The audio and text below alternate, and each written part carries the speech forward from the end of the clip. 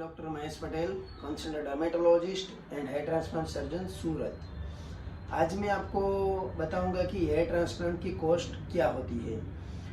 तो hair transplant की cost क्या होती है वो सिंगल सेंटेंस में उसका आंसर देना बहुत मुश्किल है, क्योंकि हेयर ट्रांसप्लांट की कॉस्ट अलग अलग फैक्टर पे डिपेंड करती है। उसमें पहला फैक्टर है डॉक्टर की डिग्री एंड डॉक्टर का एक्सपीरियंस। डॉक्टर की डिग्री क्या है वो आपको देखना है, और डॉक्टर कितने साल से हेयर ट्रांसप्लांट कर रहे हैं वो भी आपको देखना है, क्योंकि बेसिकली हेयर ट्रांसप्लांट है वो आर्ट्स और साइंस का कॉम्बिनेशन है। हेयर ट्रांसप्लांट की प्रोसीजर अलग अलग स्टेप में डिवाइड होती है। उसमें पहला लोकल एनेस्थेसिया यानी कि सून करने वाली प्रोसीजर। तो टेक्नीशियन नहीं जानता है कि उसको कहाँ पे कौन सी नर्व है वो ब्लॉक करना है, कहाँ इंजेक्शन देंगे तो कितना पार्ट सुन होगा, वो एक डॉक्टर ही जानता है। तो जो लोकल एनेस्थेसिया की प्रोसीजर है वो डॉक्टर करता है। उसके बाद जो भी एक्सट्रैक्शन करना है, एक्सट्रैक्शन कैसे करना है, एक्सट्रैक्शन यानी कि बाल को पीछे से यहाँ से हम बाल लेने वाले हैं तो वहाँ से बाल निकालने वाली प्रोसीजर है। तीसरी प्रोसीजर है आगे एयरलाइन बनाना और वहाँ पे स्लिट मेकिंग यानी कि होल बनाना है और उसके अंदर बाल को डालना है, उसको इम्प्लांटेशन बोलते हैं। तो ये सब अलग अलग प्रोसीजर रहती है। तो काफ़ी सारे क्लिनिक में क्या होता है कि ये जो सब प्रोसीजर टेक्नीशियन के द्वारा ही की जाती है, तो वहाँ पे ऑब्वियसली थोड़ी कॉस्ट कम होगी। जहाँ पे डॉक्टर साथ में प्रोसीजर करते हैं वहाँ पे ऑब्वियसली थोड़ी कॉस्ट थोड़ी ज़्यादा होगी। और दूसरा कि हेयर ट्रांसप्लांट एक स्किलफुल प्रोसीजर है, यानी कि कुछ एरिया ऐसे है कि जहाँ पे आपको हेयर ट्रांसप्लांट करना है तो वहाँ पे स्किलफुल जॉब रहती है। स्पेशली आपको अगर टेम्पोरल एंगल बनाना है, ये जो आपका वर्टेक्स का पार्ट है, क्योंकि वहाँ पे जो हेयर की डायरेक्शन है वो डिफरेंट रहती है, ओवल पैटर्न में रहती है, यानी कि सब हेयर की डायरेक्शन अलग अलग राउंड शेप में रहती है। और दूसरा अगर आपको बियर्ड में हेयर ट्रांसप्लांट करना है तो वहाँ पे जो हेयर का एंगल है वो बहुत इंपॉर्टेंट है, वरना क्या है कि बियर्ड का लुक थोड़ा वियर्ड लगता है। इसलिए जो बियर्ड अगर आपको बनाना है तो उसमें स्किलफुल जॉब है। तो वैसे केस में आपको स्पेशली ये स्टेप डॉक्टर को ही करना होता है। और दूसरा, अगर हेयर ट्रांसप्लांट के दौरान कोई कॉम्प्लिकेशन हुआ तो सब कॉम्प्लिकेशन टेक्नीशियन को नहीं मालूम होता है। वो एक डॉक्टर है तो वही उसको ही मालूम रहता है कि अगर ये कॉम्प्लिकेशन हुआ है तो उसको कैसे ट्रीट करना है। तो जहाँ पे ये पूरी प्रोसीजर टेक्नीशियन के द्वारा की जाती है तो वहाँ पे ऑब्वियसली थोड़ा कॉस्ट है वो कम रहता है। तो और दूसरा, डॉक्टर कितने साल से प्रैक्टिस कर रहा है वो भी इम्पोर्टेंट है। तो ये पहला फैक्टर था कि जिसके अगर डॉक्टर कर रहा है पूरी प्रोसीजर तो ऑब्वियसली उसमें कॉस्ट थोड़ा ज़्यादा रहेगा।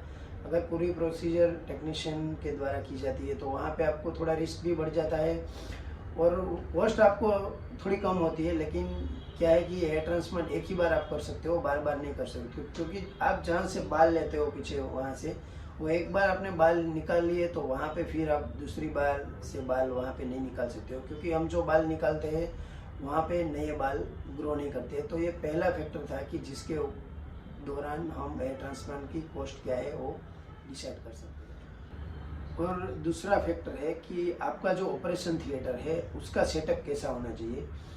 तो ऑपरेशन थिएटर में पहले तो आपका जो ओटी टेबल है जिसके ऊपर हम पेशेंट को सुलाते हैं और प्रोसीड करते हैं वो कंफर्टेबल होना चाहिए और वो हाइड्रोलिक होना चाहिए ताकि हम उसको रिमोट से ऑपरेट कर सकते हैं, ऊपर कर सकते हैं, नीचे कर सकते हैं, आगे पीछे कर सके।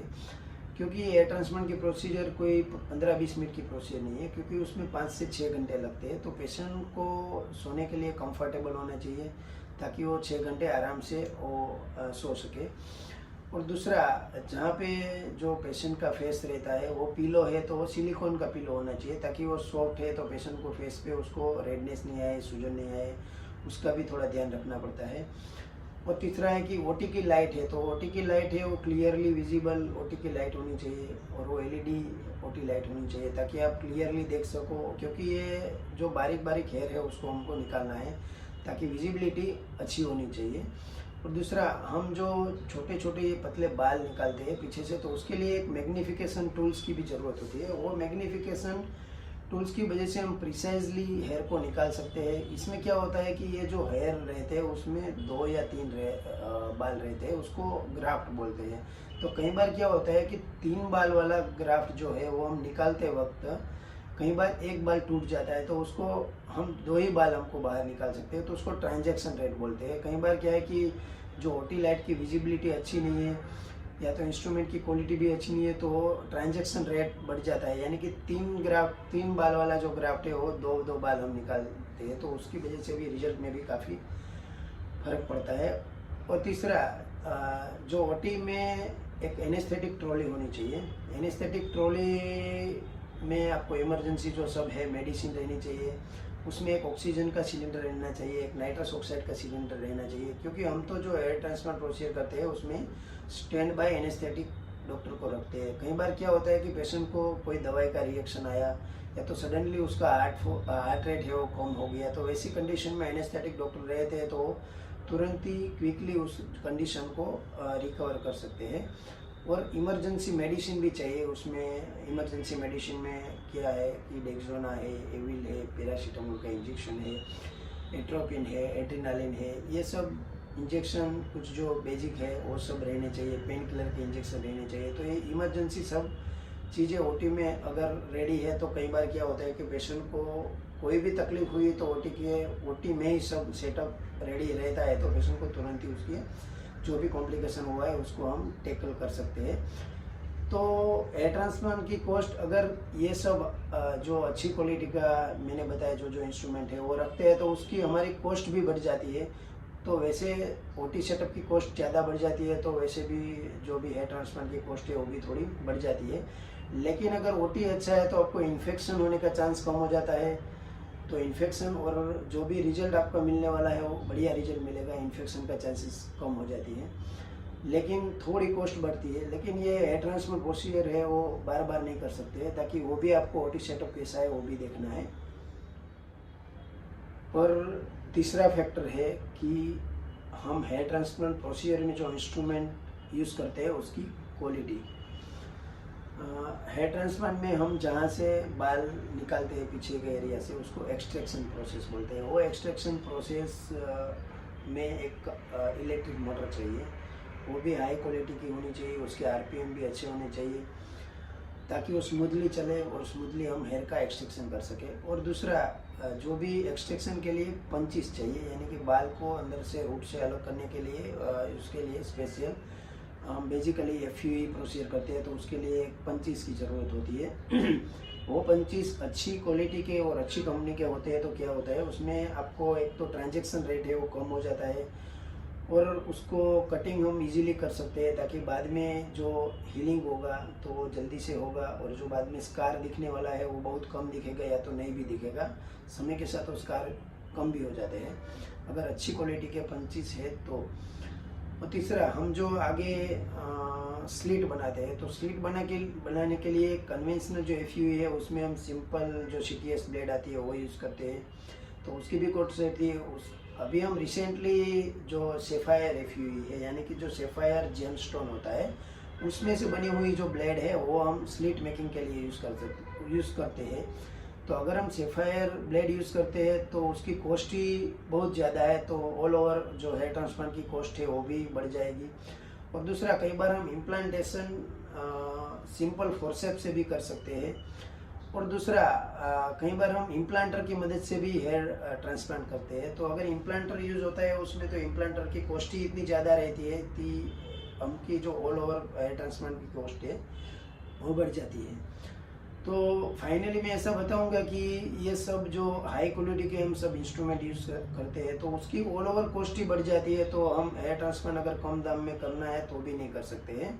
लेकिन ये अच्छी क्वालिटी के इंस्ट्रूमेंट यूज़ करने से आपका जो हेयर ट्रांसप्लांट का रिजल्ट है, आउटकम है वो भी। और चौथा फैक्टर है कि हेयर ट्रांसप्लांट कोई सिंगल आदमी नहीं कर सकता है, अगर डॉक्टर है तो अकेले नहीं कर सकते, उसके साथ एक ट्रेन उसकी टीम होनी चाहिए और वो टीम परमानेंट होनी चाहिए।